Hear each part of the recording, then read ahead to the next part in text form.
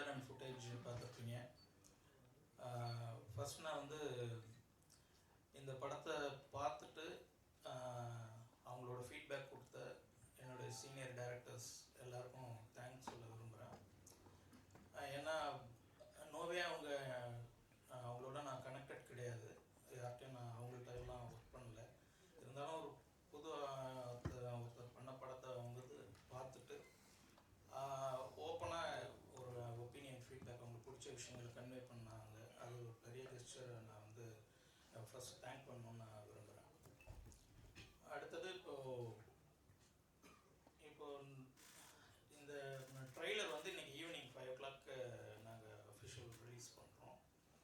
படம் வந்து அடுத்த வெள்ளிக்கிழமை 23ஆம் தேதி படம் ரிலீஸ் ஆகுது. இன்னும் ஒரு 4 நாள், ஆமாம் 4 நாள், மண்டே அன்னைக்கு மதியம் 3 மணிக்கு நம்ம வந்து ப்ரெஸ் ஷோவே படம் பார்க்க போகிறீங்க. இதுதான் இப்போ நீங்கள் படம் ஃபுட்டேஜ் பார்த்துருப்பீங்க. ஏதாவது உங்கள்கிட்ட கொஸ்டின்ஸ் இருந்துச்சுன்னா நீங்கள் ஷூட் பண்ணலாம். சார், எல்லாமே பெண்களை வந்து எப்படி மடக்கணும், ஃபிகரை எப்படி மடக்கணும்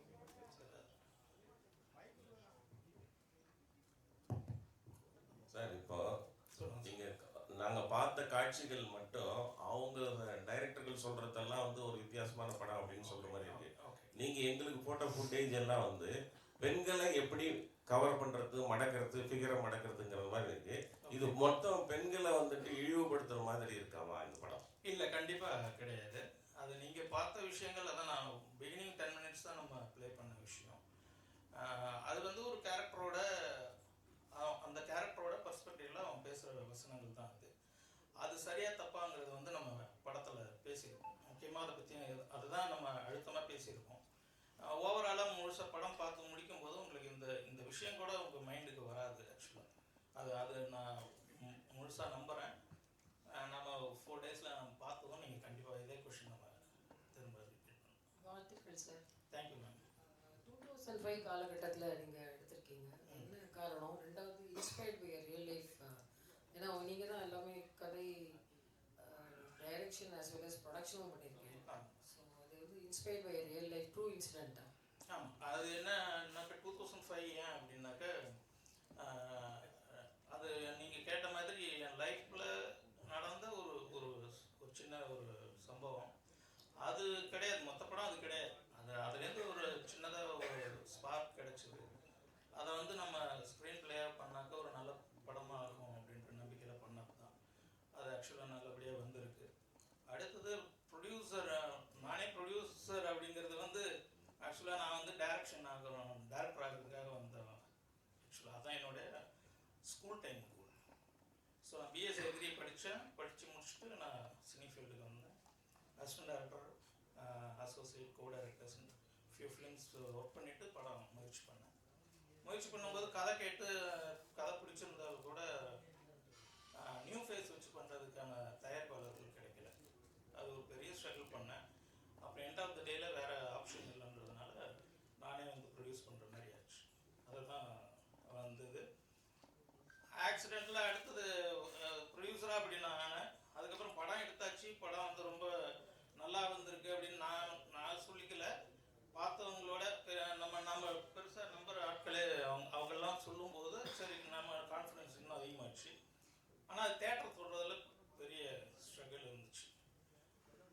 எல்லாரும் பார்ப்பாங்க.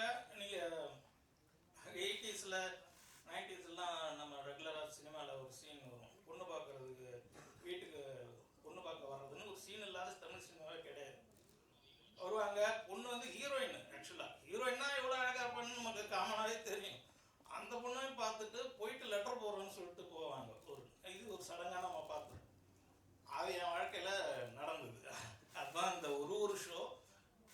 ஆக்சுவலாக ஒரு ரெக்கார்டு இருக்குது, சொல்லுவாங்க எல்லோரும், சீனியர் ரிப்போர்ட்டர்ஸ் எல்லாருக்கும் எனக்கு தெரிஞ்சிருக்கும்.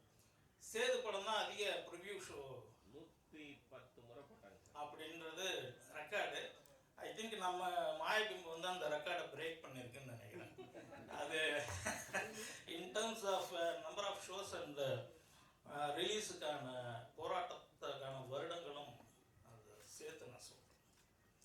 அது ஒரு பெரிய ஸ்ட்ரகிளை தாண்டி வந்து இப்போ அந்த ப்ரொடியூசர் ப்ரொடியூசராக வேறு வழி இல்லாமல் ப்ரொடியூசர் ஆன மாதிரி இப்போ டிஸ்ட்ரிபியூஷனுக்கும் எனக்கு வேறு ஆப்ஷன் இல்லாமல் நானே தான் என்னுடைய முயற்சியில் ரிலீஸ் பண்ணுறோம் படத்தை. அதுதான் என்னுடைய சூழல். புதுமுகங்களை படங்களுக்கு என்ன தேட்டரில் அப்படிங்கிறது உங்கள் எல்லாருக்குமே ப்ராக்டிக்கல் தெரியும். அது இல்லாமல் நல்ல ஷோஸ்க்கும் நல்ல தேட்டருக்காகவும் அதுக்கான முயற்சி பண்ணிகிட்டு இருக்கேன். அதுதான் கண்டென்ட் வந்து எனக்கு ஒரு கான்ஃபிடன்ஸ் தான் அது கொண்டு வந்தது. ப்ரெஸ் பீப்புளும் 2 பேர் மேலே என்னோட நம்பிக்கை. ஒன்று ப்ரெஸ்ஸு, இன்னொன்று மக்கள். 2 பேரையும் இந்த படம் சாட்டிஸ்ஃபை பண்ணுறோம் அப்படிங்கிறது எனக்கு 100% நம்பிக்கை இருக்குது. இது சொல்லிட்டு ஓடுறதுக்கு இல்லை, 4 நாளில் நீங்கள் திரும்ப என்னடா அப்பெல்லாம் சொன்னேன் அப்படின்னு சொல்லி கூட கேட்கலாம். ஸோ ஷார்ட் டியூரேஷன் தான் நான் கான்ஃபிடென்ட்டாக சொல்கிறேன். ஸோ உங்களை வந்து இம்ப்ரெஸ் பண்ணிவிடும், மக்களை இம்ப்ரெஸ் பண்ணிவிடும்ன்றதுல எனக்கு 100% நம்பிக்கை இருக்குது. அதை ப்ரெசென்ட் பண்ணுறதுக்கு எனக்கு பிளாட்ஃபார்ம் ப்ராப்பராக இருக்கணும். அதுக்கான முயற்சிகளில் இருக்கேன். கண்டிப்பாக நடக்கணும்னு நினைக்கிறேன் நான். சார் படத்தில் ஒரு டைலாக் ஒருத்தர் லெட்டர் செய்ய தனியாக இருந்தால் என்ன ஒன்றா நடந்துரும்ன்ட்டு. இப்போ 2K கிட்ஸ் ஜென்சி சரிங்களா, அவங்க வந்து எங்கே போனாலும் அது மாதிரி தான் இருக்காங்க சரிங்களா. அது இல்லாமல் வந்து அவங்க தனியாக இருக்கிற ப்ரைவேட் ஃபோட்டோவே எடுத்து இன்ஸ்டாவில் போடுவாங்க. இந்த காலகட்டத்தில் இந்த படம் இந்த நேரத்தில் வந்தால் ஏற்படுமா? கண்டிப்பாக. நீங்கள் ரொம்ப நல்ல கொஷின் ஆக்சுவலி. ஏன்னா 2005 நடந்த லவ் ஸ்டோரி அப்படின்னு சொல்லி தான் நம்ம பண்ணுறோம். இப்போ லவ் அப்படிங்கிறது வந்து எவர்கிரீன். அது உங்களுக்கு தெரிஞ்சிருக்கும். ஒரு காலகட்டத்தில் ஒரு விதமான லவ் இருந்திருக்கு. அது எல்லாமே படமாக்கப்பட்டிருக்கு. நல்லா படமாக்கப்பட்ட எல்லா படங்களும் கொண்டாடப்பட்டிருக்கு. அந்த அடிப்படையில் நம்ம இப்போ இது பார்க்கும்போது இப்போ இருக்கிற ஜென்சி கேட்டு அப்படிங்கிறவங்களுக்கும் கனெக்டடான விஷயமா தான் இருக்கும். அது நல்ல விதமாகவும் நான் சொல்கிறேன், இல்லை அவங்க கிண்டல் பண்ணுறதா கூட, டேய் இப்படிலாமாடா நீங்கள் வாழ்ந்தீங்க, இதெல்லாம் ஒரு பெரிய விஷயம் தாடா, நீங்கள் பயந்துட்டு கிடந்தீங்க அப்படின்ற ஒரு விஷயம் இருக்கு இல்லைங்களா. அந்த விஷயமே அவங்கள கனெக்ட் பண்ணணும். அதுக்கப்புறம் அதில் இருக்கிற அந்த ஒரிஜினல் ட்ரூ லவ்னு ஒரு விஷயம் டீல் பண்ணியிருக்கோம். அது கண்டிப்பாக உங்களை இம்ப்ரெஸ் பண்ணுன்றது நான் நம்புறேன். படத்தில் இன்னொரு விஷயம், அந்த இப்போ ரொம்ப ஃபெமிலியரான அந்த கிரிஞ்ச் அப்படிங்கிற ஏரியாக்குள்ளே போகாமல் எமோஷனலாக இருக்கட்டும், ஒரு லவ்வாக இருக்கட்டும், அவங்கள கன்வின்ஸ் பண்ணுற மாதிரி நிச்சயம் இருக்கும்னு நான் ஃபீல் பண்ணுறேன். சார் எந்த ஸ்டார் ஹீரோ ப்ரெஸ் மீட் பொறுத்தவரைக்கும் நீங்கள் வந்திருக்கீங்க. ஓகே, கொஞ்சம் ஸ்டார்ஸ் வந்தால் இன்னும் கொஞ்சம் யூஸ்ஃபுல்லாக இருக்கும். கண்டிப்பாக அவங்க வர வேண்டிய இருக்கா, எல்லாத்தையும் ஆடியோ லான்ச்சில் வைக்கலாம். இல்லை, ஆக்சுவலாக என்னன்னா ஆடியோ லான்ச்ன்றது தான் ஆக்சுவலாக நடத்தணும். அது ஒரு பெரிய கனவு ஆக்சுவலாக எல்லாருக்குமே. ஒரு ஃபிலிம் மேக்கருக்கும் முதல் படத்தை ஆடியோ லான்ச்சுங்கிறது ஒரு மிகப்பெரிய கனவு. ஏன்னாக்கா ட்ரீம் கம்ஸ் ட்ரூ மொமெண்ட்டு. அது வந்து நம்மளுக்கு வழக்கம் போல் நம்மளுக்கு எவ்வளோ டேரக்டர்ஸ்லாம் சொன்ன மாதிரி நடிகர்கள், டெக்னீஷியன்ஸ் அத்தனை பேருமே எல்லாருக்குமே மிகப்பெரிய லைஃபுக்கான ஒரு படமாக தான் இது நம்ம கொண்டு வந்தது. ஆனால் இன்னைக்கு இருக்கிற நூடுல்ஸ் ஃபாஸ்ட் ஃபுட் காலத்தில் யாரும் எதுக்கும் வெயிட் பண்ணுறதுக்கு தயாராக இல்லை. ஸோ அவங்கவுங்க ஒரு டைம் லிமிட் தாண்டும் போது நம்ம மேலே, படத்து மேலே எல்லாம் எங்கே வரப்போகுது அந்த ஏரியாக்குள்ளே கடந்துட்டாங்க. அதனால யாரும் தொடர்பில் கூட இல்லை உங்கள்கிட்ட சொல்லணும்னா. ஸோ நோ அதர் கோ, நான் வந்து உட்காந்துருக்கேன். எல்லாம் ஜெயிச்சு பிறகு வருவாங்க. இல்லை, கண்டிப்பாக நடக்கும். இந்த ஆன்சரோட தொடர்புடைய ஒரு கேள்வியை கேட்குறேன். பொதுவாக பிரபலமான தயாரிப்பு நிறுவனங்கள் ஆடிஷன் பண்ணும்போது அடிச்சு பிடிச்சி ஓடி ஆடுவாங்க புதுமுகங்கள். ஒரு பிரபலமான ஒரு ப்ரொடக்ஷன் ஹவுஸில் போய் நம்ம செலக்ட் ஆனோம்னா நமக்கு ஒரு லைஃப் இருக்கும்னு. செல்ஃப் ஸ்டார்ட் ப்ரொடக்ஷன் ரொம்ப தன்னம்பிக்கையோட தயாரிப்பு நிறுவனத்தை தொடங்கியிருக்கீங்க. இந்த மாதிரி ஒரு புது தயாரிப்பு நிறுவனம் தொடர்ந்து வந்து ஆடிஷன் பண்ணி சரியான புதுமுகங்களை தேர்வு செய்யறதுல உங்களுக்கு எவ்வளோ சவால் இருந்தது? அவங்க நம்பி எப்படி வந்தாங்க? ரொம்ப ரொம்ப ப்ராக்டிக்கலான ரொம்ப அழகான கேள்வி இது. ஆக்சுவலாக ஃபர்ஸ்ட்டாக படம் பண்ணுற எல்லாருக்குமான கேள்வி, எல்லாரும் ஃபேஸ் பண்ணுற பிரச்சனை. இப்போது நம்ம வந்து ஆர்டிஸ்ட்டுக்குன்னு நம்ம ஒரு புது டைரக்டர், புது கம்பெனி ட்ரை பண்ணுறாங்கன்னாக்க ஆப்ஷன்ஸாக நம்மளுக்கு வந்து ஆர்டிஸ்ட் காட்டுறதுலேயே ஏபிசின்னு ஒரு 3 ஃபோல்டர் வச்சுருக்காங்க, கோஆர்டினேட்டர்ஸு. அதில் அவங்க ஏன்றது வந்து best directors, best production houses அந்த மாதிரி அதுக்கு காட்டுறாங்க. அடுத்தது பின்றது வந்து நோன் ஆர்டிஸ்ட்டு, நோன். அந்த சிங்கிறது வந்து கம்ப்ளீட் கம்ப்ளீட்டாக நம்மள மாதிரி புதுசாக அடர்ஸ் இல்லாமல் வந்திருக்கிற ஆட்கள். இது என்னன்னா அந்த ஏ ஃபோல்டரை கூட நம்மகிட்ட காட்ட மாட்டாங்க, அதுதான் ஃபேக்ட். அது அப்படி தான் இருந்துச்சு, அதை நம்ம ஃபேஸ் பண்ணி தான் வந்தோம். அதுக்கப்புறமா நான் வந்து ஆடிஷன்ஸ் வந்து ஓப்பன் ஆடிஷன் தான் நான் பண்ணேன். யாரும் இந்த படத்தில் வந்து ஸ்க்ரீனில் வந்திருக்கிற யாரும் பர்சனலாக என்னோட எந்த விதத்திலும் கனெக்டட் கிடையாது. எல்லாருமே ஆடிஷன் பண்ணி இந்த படத்துக்கு இவங்க சரியாக இருப்பாங்க அப்படின்னு தேடி தான் நான் வந்து காசு பண்ணது. ஸோ நீங்கள் கேட்குற கேள்வி வந்து கண்டிப்பாக அது ரொம்ப கஷ்டமான விஷயமா தான் இருக்குது. இன்னும் கிளியராக சொல்லணும்னா சாரி, ஃப்ரெஷர்ஸை வச்சு, அதாவது ஒரு fresh team, fresh heroes heroine அவங்கள வச்சு ஒரு புது டைரக்டரோ ப்ரொடியூசரோ படம் நம்பி இனிமேல் எடுப்பாங்களாங்கிறது ஒரு பெரிய கேள்வியாக இருக்குது. ஏன்னா அது தியேட்டருக்கு தொட முடியறதுக்கான சூழல் இங்கே இல்லை. அதை செய்ய வைக்கணும்னா லைஃபையே வச்சு வெயிட் பண்ணி எல்லா ரிஸ்கையும் எடுத்து ட்ரை பண்ணவே.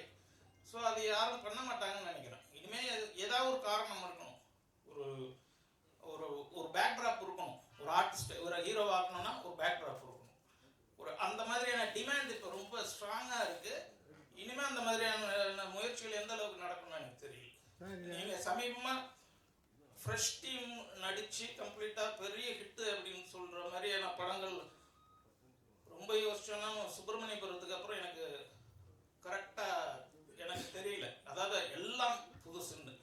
மேபி ஐ ராங், நீங்கள் தப்பாக இருந்தால் கரெக்ட் பண்ணுவேன். சார், இந்த டைரக்டருக்கெல்லாம் போட்டு காமிச்சிங்க, வியாபாரிகளுக்கு போட்டு காமிச்சிங்களா? அது வியாபாரிகள், ஆமாம், எல்லாருமே நல்லா இருக்குன்னு சொன்னாங்க. ஆனால் ஏன் படம் வாங்கல அவங்க? சுற்றி இப்போ நான் பேசுகிற அந்த புதுமுகன்ற ஒரே காரணம் தான். அந்த போயிட்டு லெட்டர் போடுறேன் அப்படின்னு பொண்ணு பிடிச்சிருக்கு, போயிட்டு லெட்டர் போடுறேன்றது வந்து அந்த ஒரே காரணம் நியூ ஃபேஸுங்கிறது தான். நான் வந்து நியூ ஃபேஸ்ன்னு சொல்லி தான் அவங்கள படம் பார்க்கவும் கூப்பிடுவோம். வந்து பார்க்குறாங்க, படம் அவங்களுக்கு உண்மையிலே பிடிச்சிடுது. ரொம்ப நேரம் மணிக்கணக்கில் உட்காந்தெல்லாம் பேசிட்டு போகிறாங்க. போனதுக்கப்புறம் அந்த நியூ ஃபேஸ்ன்னு சொல்லி அவங்க தவிர்க்கிறதே அது தெரிஞ்சு தான் வராங்க. தவிர்க்கவாத ஒரு அழுத்தமான காரணம்னா கூட எனக்கு கொஞ்சம் மனசாருமேன்றது தான் ஆக்சுவலாக. இதுதான் ரீசன். ஹீரோயினுக்கு ரொம்ப ஹீரோயின் கண்ணுக்கு ரொம்ப முக்கியத்துவம் கொடுத்து எடுத்தது மாதிரி இருக்குது. அப்படி முக்கியத்துவம் கொடுத்து எடுக்கிறதுன்னு இல்லை. ஹீரோயின் நான் பாட்டு செலெக்ஷன் சொன்ன மாதிரி அதில் வந்து ஹீரோயின் செலெக்ஷன் ரொம்பவே டஃப்பாக இருந்துச்சு.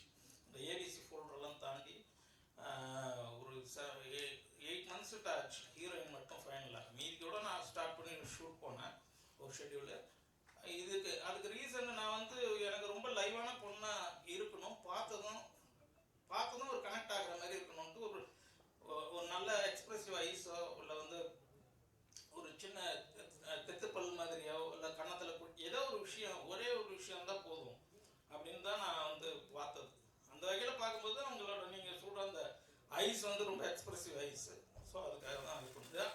அதுக்காக நம்ம பண்ணல, அழகான அப்படி ஒரு முகம் கிடைச்சிது. அதை முழுமையாக படத்தில் பயன்படுத்திருக்கோம். படமாக நீங்கள் பார்த்துட்டு நீங்கள் அதை இன்னமும் கூட மென்ஷன் பண்ணுங்க. சார், எவ்வளோ தியேட்டர்ஸ் வந்து உங்களுக்கு கிடைச்சிருக்கு? எவ்வளோ தியேட்டர் ரிலீஸ் நான் ஒரு 80 தியேட்டர் கேட்டிருக்கேன். அது ப்ராசஸ் நடந்துகிட்ருக்கு. நம்ம 23 போட்ட சூழல் வேறு. உங்களுக்கு 2 பெரிய படங்கள் போகும். இந்த வாரம் எந்த ரிலீஸும் கிடையாது. அதனால் நம்ம அது 3rd வீக்குன்றப்ப நம்மளுக்கு கிடைக்கிறதுக்கான சூழல் இருந்துச்சு. இப்போ உங்களுக்கு தெரியும், ஏகப்பட்ட சேஞ்சஸ் நடந்திருக்கு.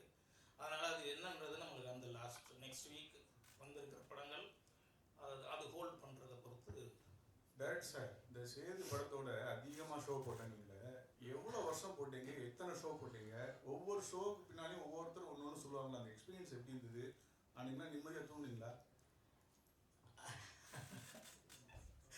நிம்மதியாக தூங்கணும் அப்படின்னாக்க ஷூட்டிங் டேஸ் அப்போல்லாம், ஷூட்டிங் டேஸ்லேருந்து அதெல்லாம் இல்லை. நீங்கள் சொல்கிற இந்த குறிப்பிட்ட இந்த காலகட்ட படம் ரெடி ஆகிட்டு ரிலீஸ்க்கான ட்ராவல்ன்றதெல்லாம் அது எல்லாம் உங்களுக்கு நல்லாவே தெரிஞ்சிருக்கும் எப்படி இருந்திருக்கும்ன்றது. ரொம்ப மோசமான ஒரு ஃப்ரஸ்ட்ரேட்டட் ஃபேஸில் தான் நம்ம இருந்தோம். ஷோஸ் போட்டுட்டு எல்லாருமே அந்த மாதிரி நீங்கள் சொல்கிற மாதிரி கருத்துக்கள் நிறைய சொல்லுவாங்க. நான் வந்து ஓப்பன் டு எப்பவுமே கருத்து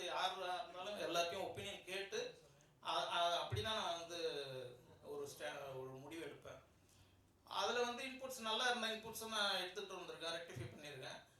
சிலதெல்லாம் நம்ம ஸ்கிப் பண்ணிட்டு தான் இருந்திருக்கோம். இப்போ குறிப்பாக படம் என்ன எதுவுமே தெரியாமல் எடுத்த உடனே டியூரேஷன் எவ்வளோன்னு ஒரு கொஷின் வரும். 2 ஹவர்ஸ்னாக்க ஓகே, 220 ஃபுல்லாக எல்லாத்தையும் பார்த்து கடைசி அந்த ஒரு 10-15 நிமிஷம் ட்ரிம் பண்ணால் நல்லாயிருக்கும் அப்படின்னு ஒரு விஷயத்த ஃப்ளாட்டாக சொல்லுவாங்க எல்லாருமே.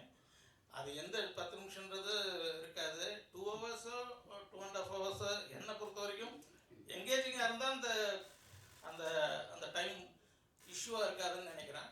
நம்மளோட படம் வந்து 2 ஹவர்ஸ் 22 மினிட்ஸ் இருக்குது சார். ஷோஸ் நான் சார் கவுண்ட்டை அது நிறைய போட்டாச்சு, அது வேண்டாம் விட்டுடுங்க சார். கவுண்ட். அதாவது ஷோஸுன்றது எல்லா வகையும் சேதுவா வந்து தியேட்டரில் இன்னும் ஒரே நம்மளது எல்லா ஃபார்மேட்லேயும் நம்ம ப்ரொஜெக்ஷன் பண்ணியிருக்கோம், இன்க்ளூடிங் த அப்டேட்டட் விமியோ லிங்க்ன்றது அது ஒரு விஷயமா இருக்கு சார், பெரிய பெரிய நடிகர்கள் படமே ஓட மாட்டேங்குது, இப்போ தியேட்டர் கிடைக்க மாட்டேங்குது. எதன் அடிப்படையில் இந்த படத்தை இப்போ ரிலீஸ் பண்ணுறீங்க? இல்லை அதுக்காக நான் ரிலீஸ் பண்ணாமல் இருக்க முடியாது. இல்லை ஒரு விஷயம் என்னென்னா, தியேட்டர் கிடைக்க மாட்டேங்கிறது கரெக்டு. பெரிய பெரிய படங்களே ஓட மாட்டேங்குதுன்றதுக்கான காரணங்கள் உங்களுக்கு தெரியும். ஆக்சுவலாக நான் அதை ஓப்பனில் எதுவும் டிபேட் பண்ண முடியாது. அந்த காரணங்கள் இல்லாமல் கூட நம்ம படம் இருக்கலாம் இல்லைங்களா?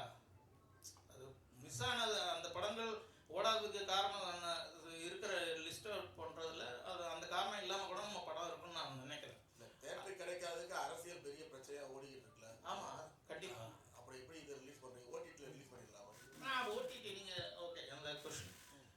ஆக்சுவலாக பேண்டமிக்கில் வந்து பேண்டமிக் அப்போ நம்ம ஆஃப்டர் பேண்டமிக் தான் ஓடிடி பார்க்குற பழக்கம்ன்றது 100% கம்பல்சரி ஆயிடுச்சு. அது நீங்கள் ப்ராக்டிஸாகவே இருக்குது.